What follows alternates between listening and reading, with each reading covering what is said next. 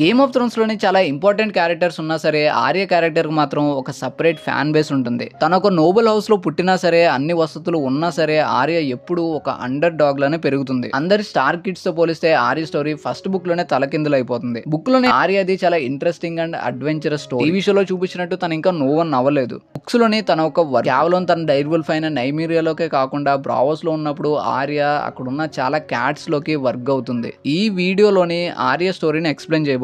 ఇది కంప్లీట్‌గా book story. Arya Stark 289 ఏసీలోని వింటర్ఫెల్లో పుడుతుంది. నెడ్ స్టార్క్‌కి మూడో సంతానం. రాబ్ స్టార్క్ సాన్సా తర్వాత ఆర్య పుడుతుంది. ఆర్య పుట్టిన తర్వాత బ్రాన్ అండ్ రీకాన్ పుడతారు. ఆర్యకి 9 ఇయర్స్ వచ్చేంత వరకు వింటర్ఫెల్లోనే ఉంటుంది. అప్పుడప్పుడు నెడ్ స్టార్క్ పని మీద వైట్ హార్బర్ వెళ్ళినప్పుడు ఆర్య నెడ్ స్టార్క్‌తో పాటు వెళ్తుంది. ఈ వైట్ హార్బర్ అనేది నార్త్‌లోని ఒక షిప్పింగ్ పాయింట్ అన్నమాట. టీవీ షోలోని చూపించలేదు కానీ ఇది చాలా పవర్ఫుల్ ప్లేస్. ఆర్య ఒక అమ్మాయి కాబట్టి సెప్టా మోడ్రిన్ దగ్గర కుట్టు పని, ఇంకా మాస్టర్ లూవిన్ దగ్గర చదువు నేర్చుకుంటుంది. ఆర్య చిన్నప్పుడే గుర్రపు సారీ కూడా నేర్చుకుంటుంది. అది చూసి అంటే వింటర్ఫెల్లో ఉన్న అమ్మాయిలందరూ ఆర్యని హార్స్ ఫేస్ అని పిలిచేవాళ్ళు. ఆర్య కూడా లాంగ్ ఫేస్ తోని ఒక అబ్బాయిలా కనిపిస్తుంది. వింటర్ఫెల్ దగ్గర ఉండే గాడ్స్ అందరూ ఆర్యది అన్ఫుట్ అని పిలిచేవాళ్ళు. ఇలా చిన్నప్పుడే ఆర్యకి రకరకాల నిక్ నేమ్స్ ఉండేవి.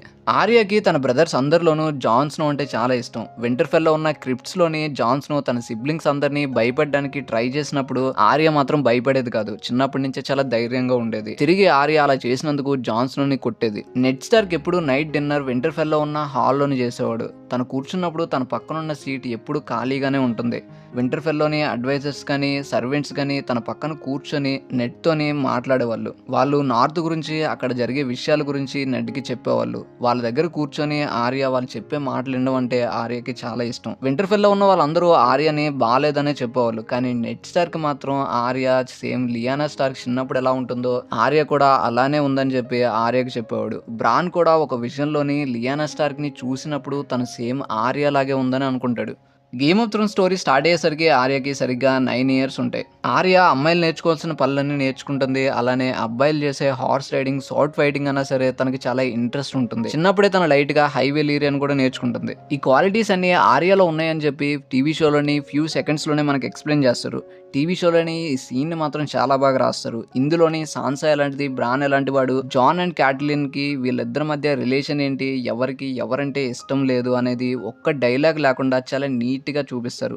వాళ్ళ కళ్ళే అన్ని విషయాలు మనకు చెప్తాయి. Robb and Jon Snow dire wolves ని వింటర్ఫెల్ కి తీసుకొచ్చిన తర్వాత అందులోనే ఆర్య ఒక దాన్ని తీసుకుంటుంది. దానికి నైమీరియా అని పేరు పెడుతుంది. రాయినర్ ప్రిన్సెస్ అనే నైమీరియా పేరుని ఆర్య తన డైర్ వుల్ఫ్ కి పెట్టుకుంటుంది. సేమ్ ఆర్య కూడా తనలాగానే ఒక వారియర్ అవ్వాలనుకుంటుంది. తను వింటర్ఫెల్ ని వదిలి వెళ్ళడానికి ముందు అలానే జాన్ స్నో వాల్ కి వెళ్ళబోయే ముందు ఆర్యకి ఒక సోడ్ ని గిఫ్ట్ గా ఇస్తాడు. ఆర్యకి అప్పటికి సోడ్ ఫైటింగ్ రాదు. కానీ జాన్ స్నో ఏం చెప్తాడంటే ముందు ఆ సోడ్ ని చివర పట్టుకోవాలి అని అంటాడు. ఆర్య కింగ్స్ ల్యాండింగ్ వెళ్లే దారిలోనే ఒక లోబర్న్ బాయ్ తోని సోడ్ ఫైటింగ్ నేర్చుకుంటుంది. తన పేరు మైకా. వీళ్ళు ఫైటింగ్ నేర్చుకోవడాన్ని జాఫ్రీ చూస్తాడు. వీళ్ళు సరిగ్గా రూబీ ఫోర్ట్ అనే లేక్ దగ్గర నేర్చుకుంటూ ఉంటారు. అది సరిగ్గా క్రాస్ రోడ్స్ ఇన్ దగ్గరలోనే ఉంటుంది. రాబర్ట్ రెబెలియన్ రాబర్ట్ రేగోర్ తో తలపడుతున్నప్పుడు రాబర్ట్ రేగోర్ ఆర్మర్ మీద కొడతాడు. తన ఆర్మర్ మొత్తం రూబీస్ ఉంటాయి. రాబర్ట్ కొట్టగానే ఆ రూబీస్ అన్ని ఆ లేక్ లోని చల్లా చెదరవుతాయి. అప్పటి నుంచి ఈ లేక్ ని రూబీ ఫోర్ట్ అని అంటారు. ఈ లోబర్న్ బాయ్ తోనే ఆర్య క్లోజ్ గా ఉండడం జాఫ్రీకి నచ్చదు. తను కించపరచడానికి జాఫ్రీ ట్రై చేస్తాడు. దానికి ఆర్య అడ్డుపడుతుంది. అలానే తన డెయిర్ వుల్ఫ్ కూడా అడ్డుపడుతుంది. జాఫ్రీ చేయి కొరుకుతుంది. దానితోనే జాఫ్రీ ఆ డైర్ వుల్ఫ్ ని చంపేద్దామని డిసైడ్ అవుతాడు. కానీ ఆర్య అండ్ నెడ్ స్టార్ దగ్గర పనిచేసే జోరీ నైమీరియాని తప్పిస్తారు. ఆర్యని కింగ్ రాబర్ట్ దగ్గర తీసుకెళ్తారు. నెడ్ అక్కడికి వచ్చి అంతా సెటిల్ చేస్తాడు. కానీ రాబర్ట్ ఆ డైర్ వుల్ఫ్స్ చాలా హానికరమైనవి అని చెప్పి వాటిని చంపేయమని అంటాడు. నైమీరియా ఎలాగో మిస్ అయింది కాబట్టి సాన్సా లేడీని చంపమంటాడు. స్వయంగా నెడ్ స్టార్ కే ఆ లేడీని చంపుతాడు. కొద్దిసేపటికే ఆర్య ఫ్రెండ్ అయిన మైక్ అని శాండర్ క్లేగిని చంపేస్తాడు. దానితోనే ఆర్యకి ఒక లిస్ట్ యాడ్ అవుతుంది. దాంట్లోని ఫస్ట్ యాడ్ అయ్యే name Sandor Clegane. Arya King's Landing వెళ్ళిన తర్వాత ఆర్య రూమ్ లోని నెడ్ స్టార్క్ జాన్ ఇచ్చిన నీడిల్ ని చూస్తాడు. అది ఎలా వచ్చిందని చెప్పి ఆర్యని అడిగితే ఆర్య జాన్స్ నేమ్ చెప్పదు. నెడ్ కి మాత్రం ఒక విషయం అర్థమవుతుంది. ఖచ్చితంగా తను వద్దని చెప్పినా సరే ఆర్య తను అనుకున్నది చేస్తుందని చెప్పి నెడ్ కి అర్థమవుతుంది. సో బ్రావోస్ నుంచి సెరియో ఫెరల్ ని పిలిపించి ఆర్యకి సోర్డ్ ఫైటింగ్ నేర్పించమంటాడు. అలా ఆర్య ట్రైనింగ్ స్టార్ట్ అవుతుంది. సెరియో ఎక్కువగా ఎప్పుడు ఆర్యని వాటర్ డాన్సింగ్ని ప్రాక్టీస్ చేయమని చెప్తాడు. ఇలా చేస్తున్నప్పుడే ఆర్య కింగ్స్ ల్యాండింగ్లో ఉన్న సీక్రెట్ పాసెస్లోకి వెళ్తుంది. ఇక్కడే వారిస్ అండ్ ఇలీరియాను చూస్తుంది. వీళ్ళిద్దరూ అప్పుడు నెడ్ స్టార్క్ గురించి, సెర్సీ గురించి, అలానే వారిస్ స్పైస్ గురించి మాట్లాడుకుంటారు. వాళ్ళు మాట్లాడుకోవడాన్ని ఆర్య వింటుంది. కానీ టీవీ షోలు మాత్రం వీళ్ళిద్దరూ డెనేరెస్ గురించి మాట్లాడుకుంటున్నట్టు మనకు చూపించారు.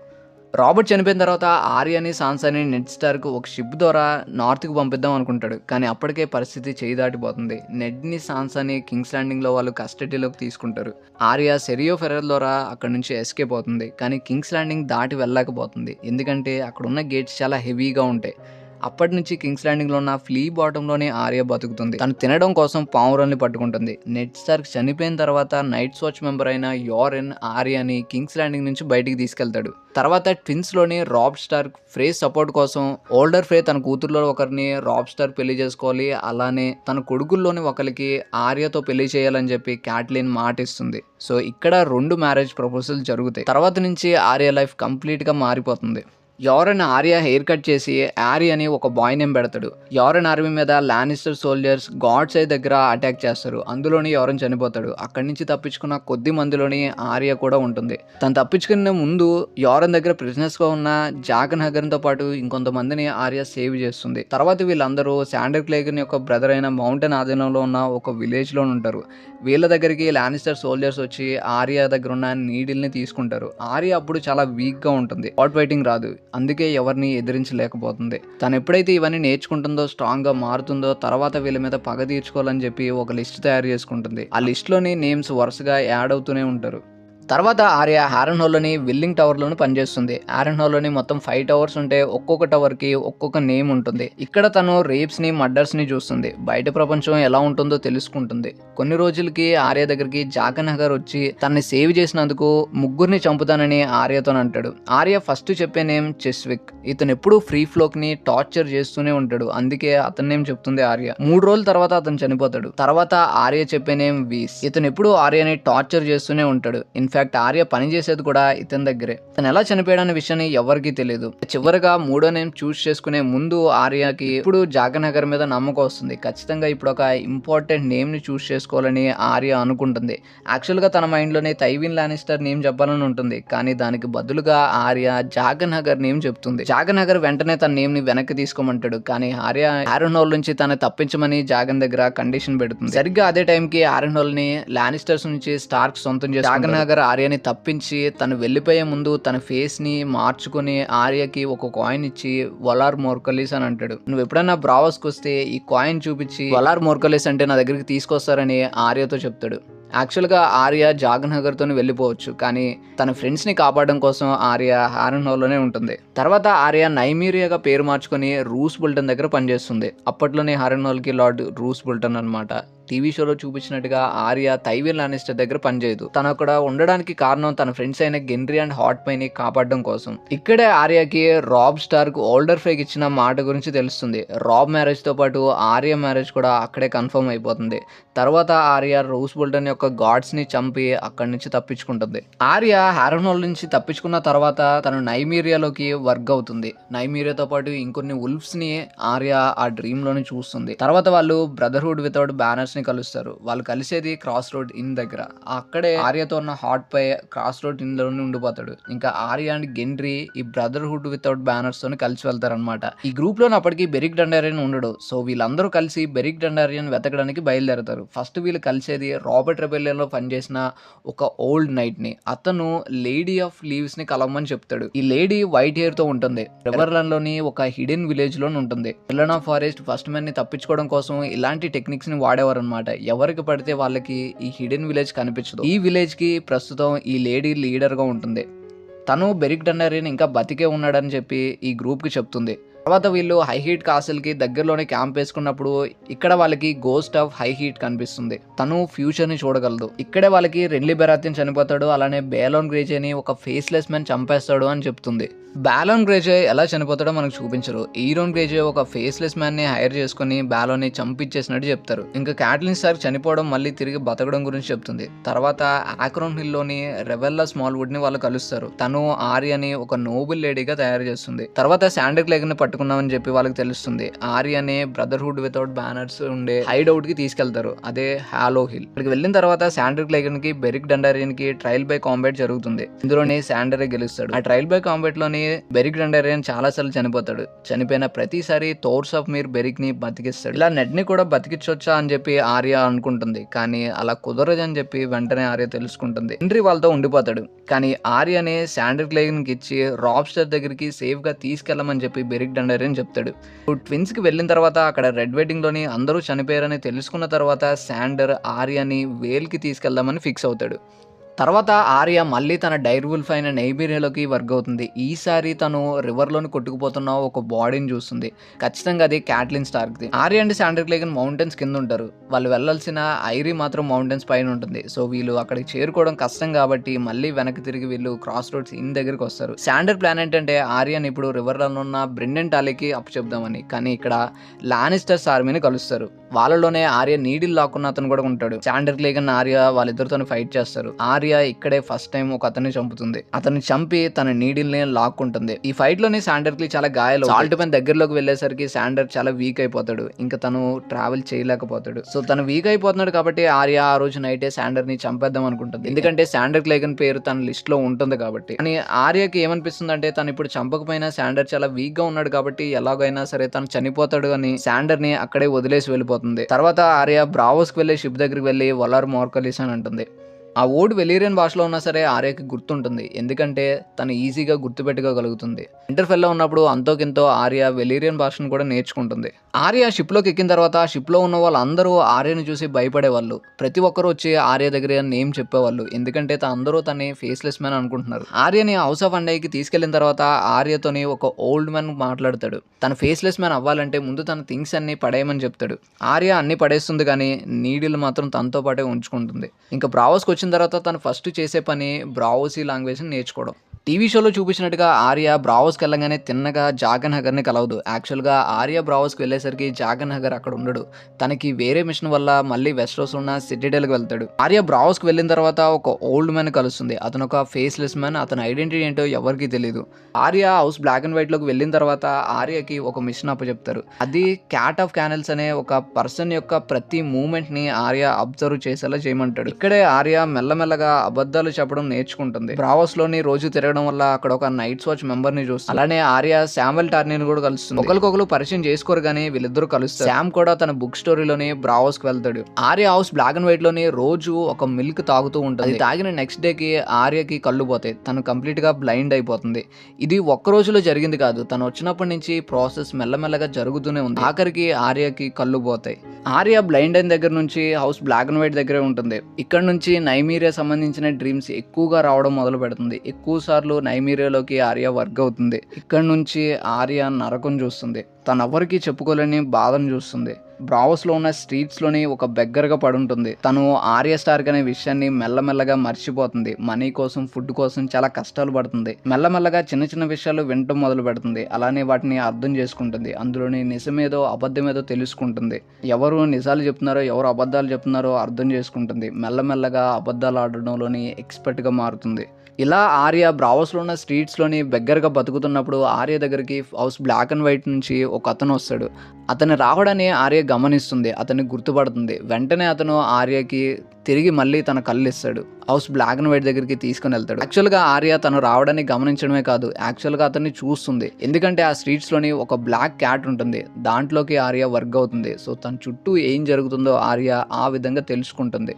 ఆర్య మళ్ళీ హౌస్ బ్లాక్ అండ్ వైట్కి వెళ్ళిన తర్వాత అక్కడ ఒక ఫ్లగ్ ఫేస్ అనే ఒక అతను కలుస్తుంది. ఇతనే ఆర్యకి ఫస్ట్ అసెస్మెంట్ ఇస్తాడు. ఆర్యకి ఒక అతన్ని చంపమంటాడు. యాక్చువల్గా ఇతను బ్రావోస్లో ఉన్న షిప్స్ ఇన్సూరెన్స్ పేరుతోని సామాన్య ప్రజల యొక్క డబ్బుని దోచుకుంటూ ఉంటాడు. తర్వాత ఆర్యని house black and white chambers లో ఉన్న హాల్ ఆఫ్ ఫేసెస్ అనే ఒక రూమ్ లోకి తీసుకెళ్తారు. ఇక్కడ వాల్స్ మీద కొన్ని వేలల్లోని ఫేసెస్ అన్ని అతికించి ఉంటాయి. అందులోనే ఒక ఫేస్ ని ఆర్యకి ఇస్తారు. తర్వాత రోజు నుంచి ఆర్య సీక్రెట్ గా అతన్ని గమనిస్తూ ఉంటుంది. అతను ఏం చేస్తున్నాడో తెలుసుకుంటుంది. ఆర్యకి అర్థమయ్యేది ఏంటంటే తన చుట్టూరు సెక్యూరిటీ గార్డ్స్ ఉంటారు. సో ఫిజికల్ గా తను చంపడం కష్టం. అలానే అతని దగ్గరికి వచ్చిన ప్రతి కాయిన్ కూడా నోటితోని కొరికి దాన్ని టెస్ట్ చేస్తాడు. ఆర్య ఇదంతా చూస్తుంది, ఖచ్చితంగా అతన్ని చంపాలని డిసైడ్ అవుతుంది. కానీ ఆర్య పని ఏంటంటే అతను ఏం చేస్తున్నాడో తెలుసుకొని హౌస్ బ్లాక్ అండ్ వైట్ లో ఉన్న వాళ్ళకి చెప్పడం మాత్రమే. Next day Arya house black and white నుంచి కాయిన్స్ తో నిన్న బ్యాగ్ ని తీసుకెళ్తుంది. అందులోని కాయిన్స్ కి బదులుగా కాయిన్స్ లాగా ఉండే పాయిజన్ ని పెడుతుంది. ఆ ఓల్డ్ మ్యాన్ ని ఎలానే చంపాలని ఆర్య డిసైడ్ అయిపోతుంది. అతను ప్రతి కాయిన్ ని కొరికి చూస్తాడు కాబట్టి ఆర్య తన చేతిలో ఉన్న బ్యాగ్ ని తనకిస్తుంది. ఎప్పుడైతే కాయిన్స్ కొరుకుతాడో ఆ పాయిజన్ వల్ల అతను చనిపోతాడు. ఆర్య ఈ పని చేసిన తర్వాత హౌస్ బ్లాక్ అండ్ వైట్ లోని ఎప్పుడు తను గైడ్ చేసే ఆర్య ఈ పని చేసిన తర్వాత తను ఆకులట్ అవుతుంది. ఇక్కడ నుంచి అసలైన ఫేస్లెస్ మ్యాన్ ట్రైనింగ్ ఆర్యకి స్టార్ట్ అవుతుంది. యాక్చువల్ గా ఈ ట్రైనింగ్ అయ్యేది జింబారో అని చెప్పి ఒక బ్రావోసీ దగ్గర. లోని ఆర్య స్టోరీ ఇక్కడ దాకే ఉంది. ఆర్య స్టోరీలోని ఎప్పుడైతే ట్రైనింగ్ స్టార్ట్ అవుతుందో అక్కడతోని బుక్ ఎండ్ అయిపోతుంది. టీవీ షోలో చూపించినట్టుగా ఆర్య ఇంకా నో వన్ అవ్వలేదు, వెస్ట్రోస్ కి వెళ్ళలేదు, ఫ్రేస్ ని కూడా చంపలేదు.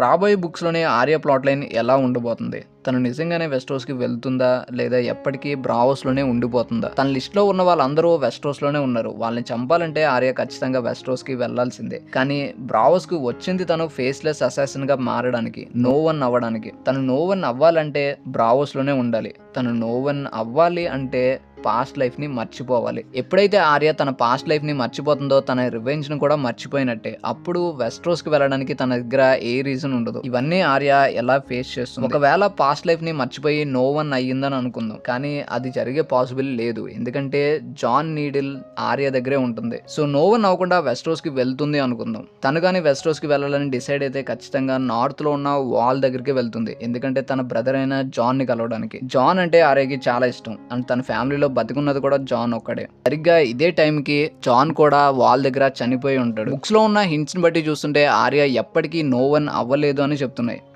ఒకవేళ నో వన్ కాకుండా ఆర్య స్టార్క్ లోనే ఉండాలనుకున్నా సరే అది కూడా కష్టమే. ఇప్పటికే ఆర్య స్టార్క్ దగ్గర ఏమీ లేదు. వాళ్ళ హౌస్ బోల్టన్ చేతిలో ఉంటుంది. తన ఫ్యామిలీ అంతా చనిపోతుంది. ఇవన్నీ హ్యాండిల్ చేయడానికి అప్పటికి ఆర్యకి ఓన్లీ 11 years మాత్రమే ఉంటాయి.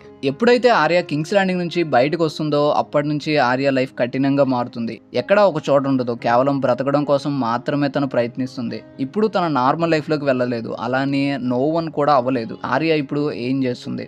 ఆర్య స్టార్క్ నార్త్ లోనే పుడుతుంది. అలానే తన ఒక స్టార్క్ కాబట్టి ఓల్డ్ గాడ్స్ తోని ఎప్పుడు తనకి కనెక్షన్ ఉంటుంది. ఎప్పుడు ఈ వీర్వుడ్ ట్రీస్ ఆర్యని గైడ్ చేస్తున్నట్టు తను ఫీల్ అవుతుంది. అండ్ ఎప్పుడు ఆర్య తన డైర్ వుల్ఫ్ అయిన నైమీరియాలోకి వర్క్ అవుతూ ఉంటుంది.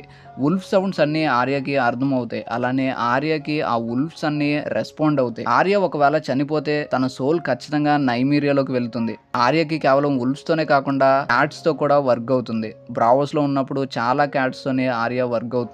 సో చివరికి చెప్పేది ఏంటంటే ఆర్య క్యారెక్టర్ నో వన్ అయ్యే ఛాన్స్ లేదు. మేబీ తను వెస్ట్రోస్ కి వస్తుంది. కానీ బుక్స్ లోనే లేడీ స్టోన్ హర్ట్ అనే ఒక క్యారెక్టర్ ఉంటుంది కాబట్టి ఆర్య ప్లాట్ లైన్ వెస్ట్రోస్ కి వచ్చిన తర్వాత సేమ్ టీవీ షోలో చూపించినట్టయితే ఉండదు. దానికన్నా కొంచెం ఇంట్రెస్టింగ్ గా అండ్ చాలా డార్క్ గా ఉండబోతుంది. అండ్ మేబీ ఈ ఆర్య క్యారెక్టర్ చనిపోయే ఛాన్స్ కూడా ఉంది. సో ఆర్య స్టోరీ విన్న తర్వాత మీకేమనిపించిందో కింద కామెంట్ చేయండి. అలానే బుక్ లోని ఈ క్యారెక్టర్ ఎలా ఎండ్ అయితే బాగుంటుంది అనుకుంటున్నారో అది కూడా నాతో పంచుకోండి. అండ్ కంటెంట్ నచ్చే ఛానల్కి సబ్స్క్రైబ్ అవ్వండి. Thanks for watching.